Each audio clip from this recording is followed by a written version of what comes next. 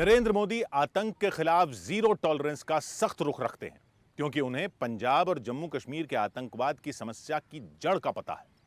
80 के दशक से शुरू हुआ यह इतिहास व्यापक हिंसा, हाई प्रोफाइल हत्याओं और देश तोड़ने वाली साजिशों के नाम दर्ज है। नरेंद्र मोदी तब भारतीय जनता पार्टी के लिए गुजरात में जमीन तैयार कर रहे थे। 1989 के लोकसभा चुनाव में नरेंद्र मोदी के अनोखे प्रचार और कुशल रणनीति ने पहली बार कमाल कर दिखाया था।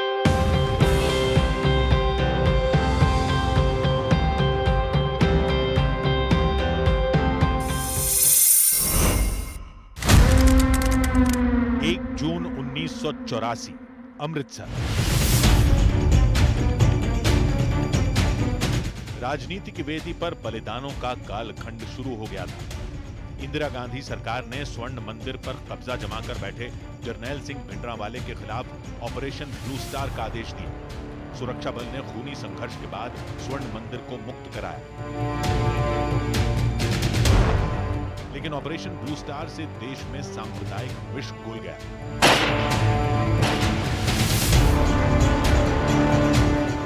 प्रधानमंत्री इंदिरा गांधी की उनके अंगरक्षकों ने जान ले ली। 31 अक्टूबर 1984 को उसी खौफनाक दिन देश को सबसे नौजवान प्रधानमंत्री राजीव गांधी मिले। पद संभालने के कुछ महीनों बाद दिसंबर 1984 में लोकसभा चुनाव हुए। 1984 के लोकसभा चुनाव में इंदिरा गांधी की सहानुभूति लहर पर सवार कांग्रेस को 415 सीटें मिली। बहुमत का यह ऐसा आंकड़ा था जो पंडित नेहरू और इंदिरा गांधी को भी हासिल नहीं हुआ था।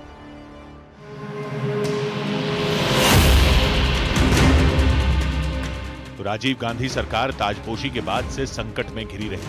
पंजाब में आतंकवाद की आग दोबारा भड़की। हिंसा और नफरत के कालखंड में भ्रष्टाचार और स्कैंडल ने पूरे देश में निराशा फैला दी।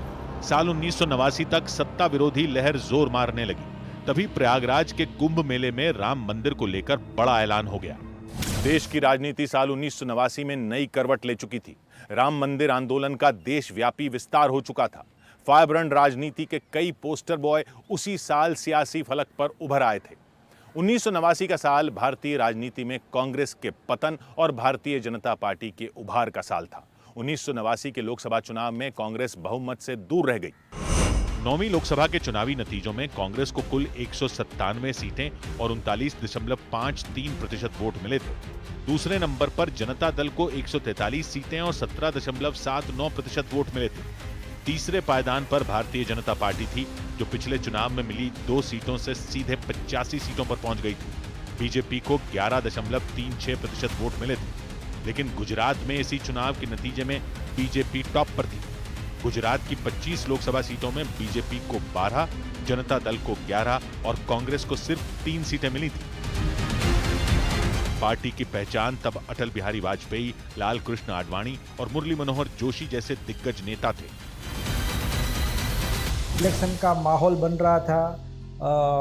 कांग्रेस की यहाँ गवर्नमेंट थी, दिल्ली में भी कांग्रेस की गवर्नमेंट थी और नरेंद्र भाई का जो मार्गदर्शन था इलेक्शन के दौरान, जो भी प्लानिंग की जरूरत है वो सब करीबन 10 साढ़े 10 बजे तक तो हमको पूरे गुजरात का, नरेंद्र भाई को पूरे गुजरात का चित्र मिल जाता था और उसी आधार पर वो अपना आगे की स्ट्रेटजी बनाते थे।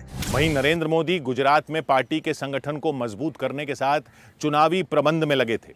नरेंद्र मोदी की बनाई रणनीति ने आम चुनाव में ऐसा असर दिखाया कि वो बीजेपी के शीर्ष नेतृत्व की नजर में आ गए। पार्टी ने नरेंद्र मोदी को एक बार फिर बहुत बड़ी जिम्मेदारी सौंप दी। एक बार फिर नरेंद्र मोदी देश की एकता के लिए जान का जोखिम मोल लेने के लिए निकल पड़े। 19 जनवरी 1990 कश्मीर।